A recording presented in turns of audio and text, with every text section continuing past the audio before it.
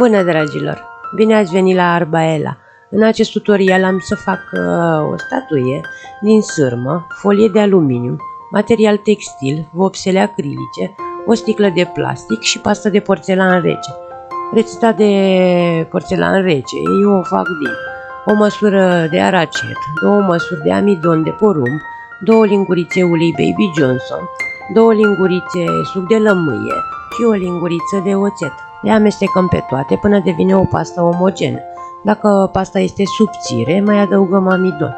Dacă doriți o pastă mai flexibilă, atunci încălzim aracetul la microunde sau într-un vas pe aragaz, înainte de a fi amestecat cu celelalte ingrediente. Dacă vă place conținutul canalului meu, nu uitați să dați subscribe, un like dacă vă place această idee și să activați clopoțelul de notificări pentru a vedea noi tutoriale cu idei creative.